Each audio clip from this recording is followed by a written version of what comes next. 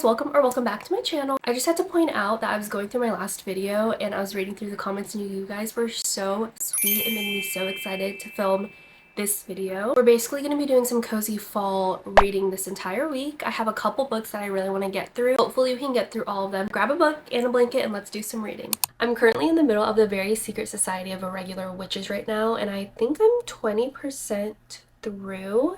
And it is so cute. Listening to the first couple of chapters through the audiobook and I was just eating it up because they had these British accents and it was just so whimsical almost. It felt like I was actually there. And so I'm going to continue to read it through my Kindle. I made an iced pumpkin latte. We're in the fall spirit right now.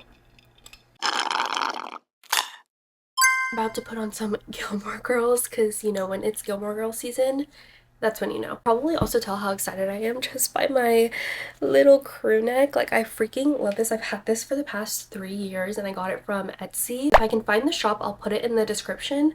But I get compliments every single time I wear it, like without doubt.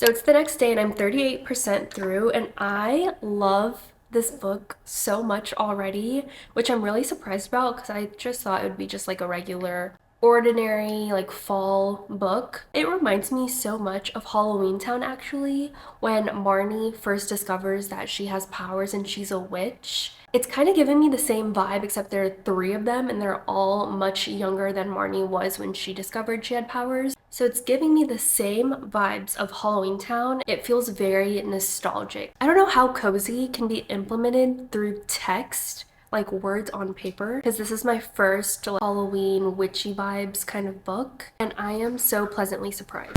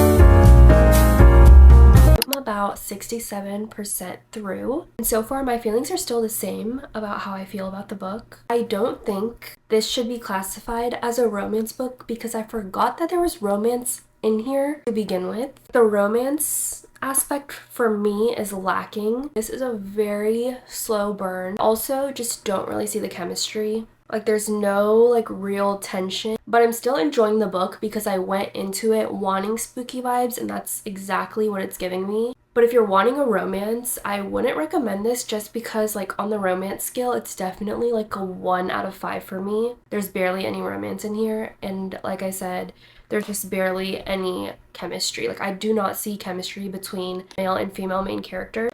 But I love the found family aspect. You know, to be honest, I have no idea what found family means.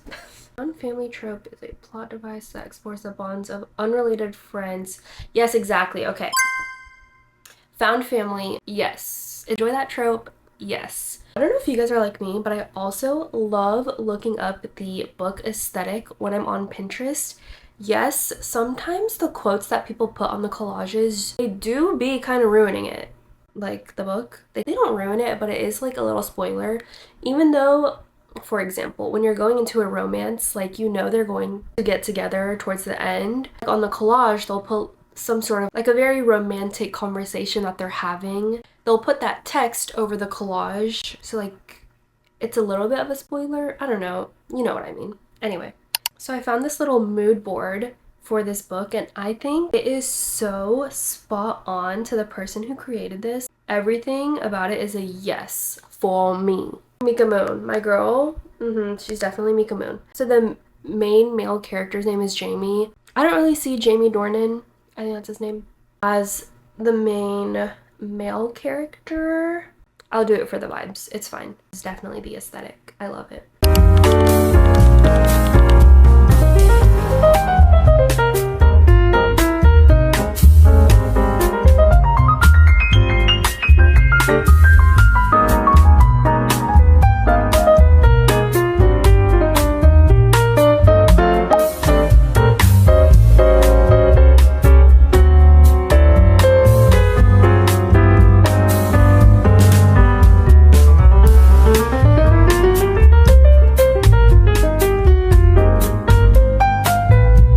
Finished the Secret Society of Irregular Witches. Honestly, I'm still trying to gather my thoughts on them. Ultimately, I loved the found family aspect of the book. Cozy fall vibe, the perfect book to cuddle up with, but the romance aspect just fell a little flat for me. It kind of went from 0 to 100 like instantly. I think my consensus on the book is if you're looking for a really cozy, witchy book, you will love it. If you want like a romance book, I don't recommend it because the romance really takes a backseat in this story. Otherwise, I feel like it is the perfect cozy book. I'm actually on the way to the library to return these 3 books that I never ended up getting to, which I'm pretty upset about. I did end up downloading this on the Kindle, so I will get a chance to read it hopefully very soon because I'm very excited. It's basically a mix of Practical Magic and Gilmore Girls. Like that is the perfect fall combination in a book. I also really wanted to get into a Kristen Hanna book. It's been on my TBR for forever, but again, just didn't get to it, so hopefully I can get to it sometime soon. Also have Back in a Spell by Lana Harper, which I also wanted to get into. Can't renew them anymore. I don't know, libraries are so weird. I don't remember due dates being so quick. I feel like I've only had these books for a week. They're already due, and even when I renew them, it's not long enough. So I'm gonna return these just so I don't get a late fee. With all that being said, I am trying to pick my next book that I should read. My TBR is so long and I have so many books that I really want to get into. Okay, light change. I am leaning more to reading Cackle by Rachel Harrison. She also came out with her recent book So Thirsty, which is also on my TBR. It looks so good, but people have said that Cackle is just really disturbing, eerie, and everyone says it is such a good read, so it's intrigued me a lot. A lot of people have also said just to go in blindly, so I think I might do just that. I believe in my last clip I was talking about reading Cackle by Rachel Harrison. So I was actually traveling in DC. It's a little bit hard to read when you're on vacation. During my trip, I decided to go ahead and start Cackle. I was really liking it in the beginning, but 75% through, I was kind of unsure of where the story was trying to go exactly. It was getting super repetitive, and I was just really confused on the premise of what the story is about. Then I finally got 80% through the book and I just decided to DNF it. I feel like I've read enough to know my rating. I just felt so underwhelmed, and I was kind of sad that I didn't enjoy it as much as other people did. I don't usually have to relate to characters in the book in order to enjoy them, but this, the main character at least, was super unrelatable to me. The premise of the story is very much girl power. The main character just got out of a 10-year relationship and she's trying to get over her ex, kind of explaining kind of the backstory of her relationship and how in the beginning of her relationship she would always cancel plans with her friends to hang out with him. I don't know, and the overall story just kind of dragged for me personally, so I just had to DNF it. There were so many other books that I was so excited to get into. I think in the beginning when I was reading the book, I was leading on 3.5 stars, but after reading so much and the story not going anywhere, like I've said before, I gave it a 2 stars. I just was not with it. However, my current read right now, We Used to Live Here. So I started this book last night. I know a little bit of what the story is about. It's basically about this couple that just got this house. They're renovating it. His family stops by. The dad used to live there and he kind of wants to show his kids and his family where he used to grow up. Weird shit basically starts happening. So currently I'm 12% through. I really like where the story's heading right now. It's just making me so excited for spooky season because low-key I was kind of scared when I was reading it last night. But I'm just really excited to continue reading it.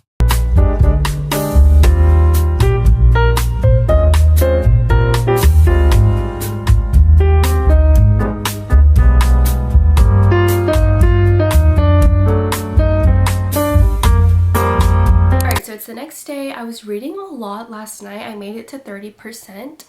And honestly, I wanted to keep going, but it's the way that I could not because of how scared I was.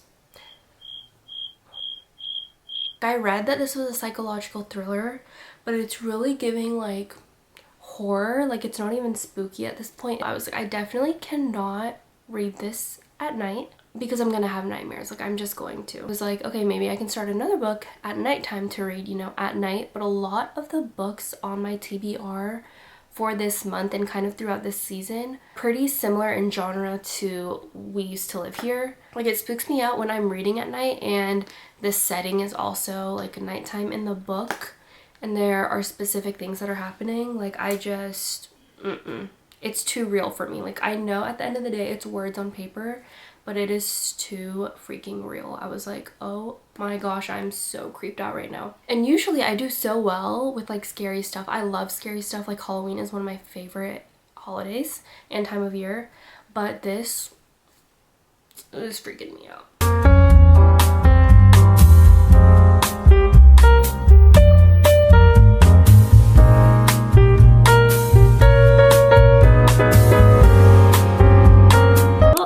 Basically an hour left of this book. I'm 80% through, and when I tell you this is not, I don't know why I thought this was like a spooky book. It is not a spooky book. It's scary. I did not get proper sleep last night because of this book. I'm also now terrified of going into my own basement, as if I wasn't already petrified before. I have no idea how it's gonna end. I'm trying to think of a theory, but I cannot think of a single one.